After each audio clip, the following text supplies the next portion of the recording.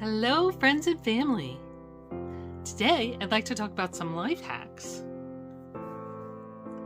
I'm Jen.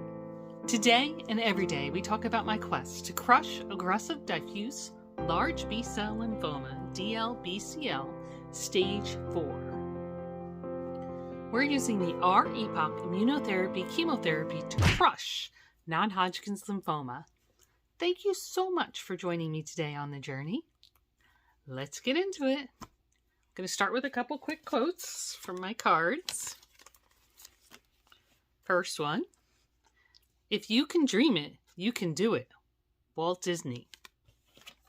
Second one, for they can conquer who believe they can. Virgil. So dream it and believe it. These are the messages here, right? So my first life hack, I don't know if that's the right term. One we talked about already. One I don't think I've talked about, so I wanted to share it. So we'll start with that one. So look at this, what I have across the bottom. Any guesses on what this is? Okay, let me tell you. So every 90 to 120 days, I have to change my password at work. And so I take this opportunity to write myself a message, something that I want to believe, something that I want to remember, something that I want to happen. Because whether you realize it or not, you type in your password a bazillion times a day. So it's not truly a mantra, but it's kind of like a little reminder. So if you kind of look between the lines here, this with some special characters is Quest to Crush NHL. Exclamation point, exclamation point. I'm crushing it. Right? And then the one before that had something like cancer-free in 2021, but with some mixed up characters a bit. So the message that I'm putting out there in the world, the message that I'm reminding myself every day when I log in, is that we're crushing NHL. Now, the reason I'm sharing this with you is I recently had to reset my password. So this password no longer applies, but I just thought that this might be useful. So I've done many. When Bill was in the hospital, I used to give messages about him, being super strong, about him beating this or that, and so forth and so on. So I do this pretty regular for many years, but I said, let me share this with my friends, closest friends and family on YouTube. I think it's pretty good. It's not, like I said, you don't realize how many times you enter your password to get it into the PC, to access the systems, and so forth and so on. But I think, so I try to make it a goal or some type of affirmation that I'm going to type over and over again. A, it makes it a little bit easier to remember. And B, I think it's good for our noodle to think about things as done and remind ourselves this is our goal. So I guess the other tip I would give you is you want to speak about whatever it is as though it's done or in the process of being done, not that you wish it would happen, if that makes any sense. Because that little bit of change in verb tense changes the way your brain processes it and helps you to believe it's possible, for what that's worth. So my second tip is here. I have a little graphic to share. I think I've shared this before. This came originally from Gretchen Ruman, who's credited here. I think this is actually her graphic. And it's the 1 minute rule. So anything you can accomplish in 1 minute, just do it now. And then it doesn't accumulate for later. So that's the tip there. And I'm pretty sure we've talked about this before. I remember having a moment on this topic. And this one is one that I live by quite a bit. So if I can do it right now, I get it done. Because the accumulation of stuff just is overwhelming.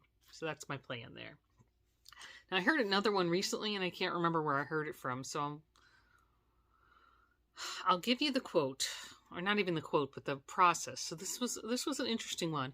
It said it's the 2-day rule. I'm not sure where it came from. Maybe I could do a little research for you. And the 2-day rule is anything that you're trying to implement.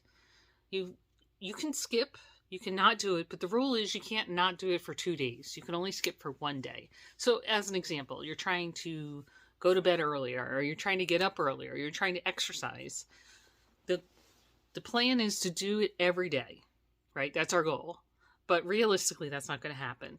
So you can skip if you have to skip, but never skip for more than 1 day. Now, the exception here, obviously, is if you're very ill or, something life-threatening or et cetera, et cetera. So there are exceptions, no doubt. But if you live by this rule, then you're able to implement changes much more successfully because it gives you the grace to skip, but kind of puts guidelines on you. You can't, if you skip for 2 days, then it's easy to skip for 3 and 4, and then suddenly you're not doing it anymore. But if you say, I can never skip for more than 1 day, then that kind of reminds you, keeps it in your brain, and helps you to keep going, and helps you build whatever habit you're trying to build. So these are my tips for today. That's all I got for you. So let's move on to how am I? I think I'm about the same. Maybe a little bit more energy today, but not significant. Just a smidge. Not where I want to be. And I've been thinking about it some more. You guys probably noticed I've been thinking a lot lately.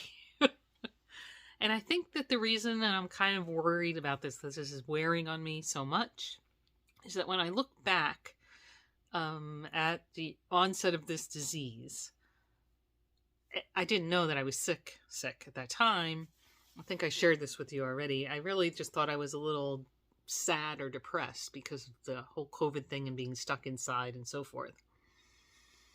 But one thing that I did notice, if I go back in the data, is that my steps went from 14,000 down to 7,000. I just didn't have the energy or the to get going and moving. And so that worries me when I see this decrease in energy. So I think we'll have more data when I see my blood work. I shared the information with my doc. I told you guys too last week when I had my telehealth, and he was like, look, you've been through five treatments. This is rough and you're doing well, but being tired like this would be expected. And I hope that some part of me hopes that is the case. Back to our conversation yesterday, I think it plagues me a little bit, this whole refractory thing. I had such a good outcome at the post-cycle 3 PET scan, and all my blood work has been so encouraging. I hope that is still the case. So I'm going to have blood work on Friday. So by next week, we'll know that the blood work looks the same or doesn't, and we'll get a good sense. But I'm hoping that that's the case, that really this malaise, I'll call it, is due to just all the overwhelming pressure we've put on this body. And I have to say, I think I said it as recently as last week.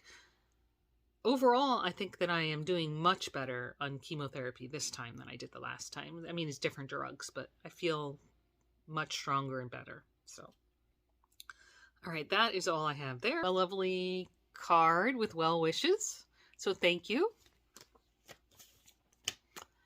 Doctor news, just a little reminder. My chemo is starting this Friday at 9 a.m. I think I've reminded you a couple times, but ta-da! All right, so let's get into the ta-da list, which was quite impressive, if I do say so myself, for someone that's lower energy than usual. I did go to work. I hydrated. I cleaned the kitchen a bit. Had little baby steps, a couple little things I did. I finally put together my Porridge Plus. I loaded the dishwasher and ran it. I did a robocall. Actually, two robocalls. I did Hoff's medicine distribution today. I did some Sudoku today in my downtime because I just want to keep my noodle right. That's the best one I found for noodle is Sudoku. So I did a few puzzles. And then finally, I did some charity miles. So I had some success and some failure. I lost about a mile. And then I did over 2 miles today. I had one work phone conversation that got me a mile, and I did a mile at lunchtime. So that wasn't so bad. So let's talk about charity miles. Where's my charity miles? Here it is. So we still have 18 members on our team. Thank you, team. Collectively, we've moved 1,489 miles. Way to go. And this is our team name down here. If you are interested in joining our team, all that information is down below in the description. Please feel free to do so. Thank you so much. So I had a question about how we make money on the charity miles. So I think we might have talked about this before, but let me tell you again. So here's the detail. So the folks at charitymiles.org go out to big organizations and they ask for donations, and they get fairly significant donations, chunks of change. And then what happens is the way that the money is distributed, the money that they've collected to what charities, is based on our movement. So our team has moved 1,489 miles. Now, if all that miles were walking, I didn't do the math. Give me a second. They say it's a quarter a mile, so it would be this many dollars.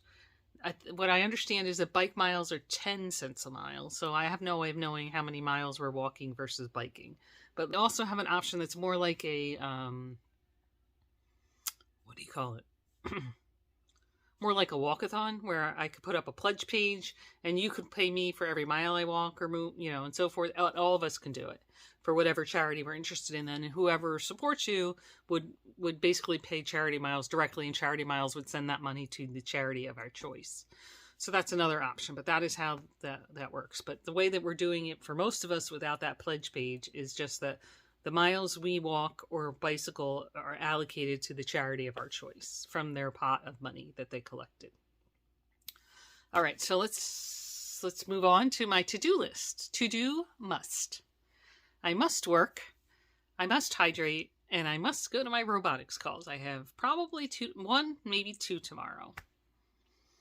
My to-do would love to do is clean and laundry. So those are that's what I got. So if you're just here for story time, thank you so much for joining today, and we will see you tomorrow. All right, let's talk daily symptoms and statistics.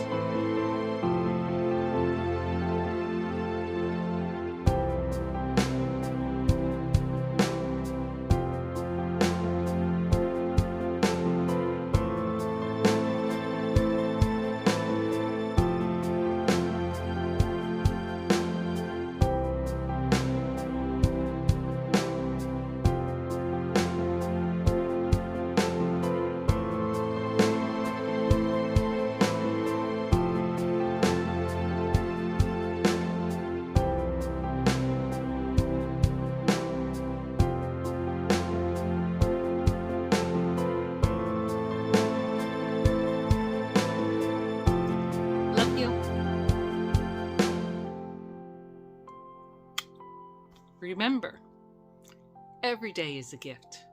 Live it. We'll see you tomorrow.